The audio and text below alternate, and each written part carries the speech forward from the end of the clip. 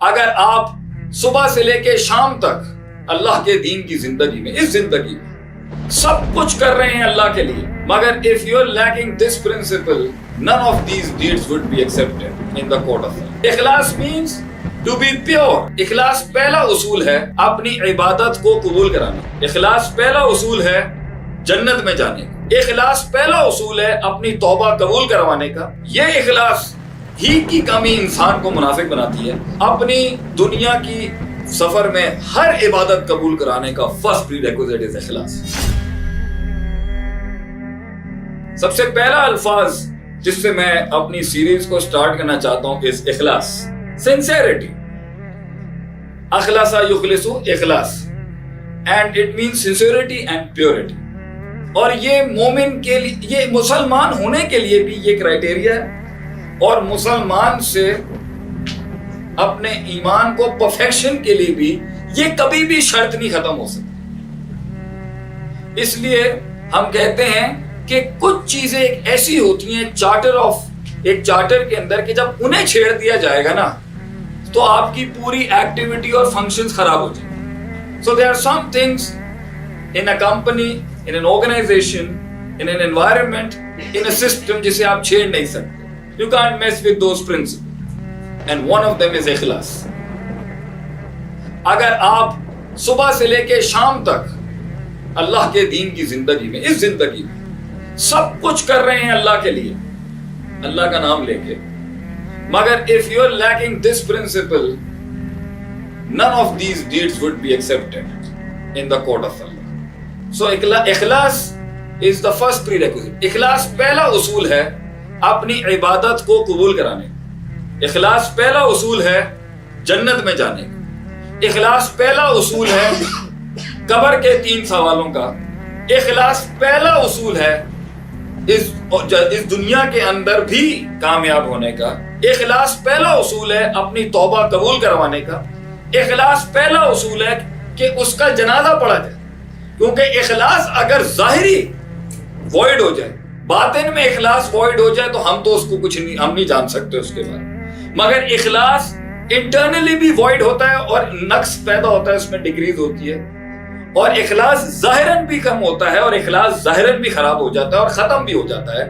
تو اخلاص کی کمی ظاہراً آؤٹ ورڈلی کبھی کبھی انسان کو اسلام سے باہر کر دیتی.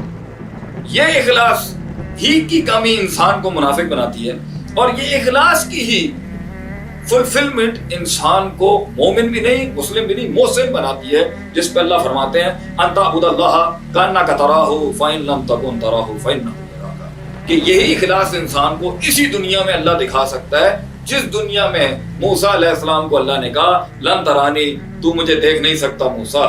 لا تدرک الابصار، the eyes cannot reach God, the eyes cannot see him. کسی آنکھ میں اتنی طاقت نہیں کہ وہ اللہ کا ادراک کر لے. وَلَا يُحِيطُونَ بِشَيْءٍ مِّنْ عِلْمِهِ، کوئی شے ایسی نہیں ہے جو اللہ کا احاطہ کر لے. مگر اسی انسان کو اللہ فرماتا ہے کہ تو مجھے دیکھ سکتا ہے اس دنیا میں. جو انسان کا سب سے بڑا سکون اور سب سے بڑا اطمینان، سب سے بڑی اس کی ٹینشن، اس میں سکون، سیرینٹی، ٹرانکولیٹی، اس کی اسٹیبلٹی، اس کا بیلنس، اس کا ایکولیبریم کا تعلق اللہ کو دیکھنے سے.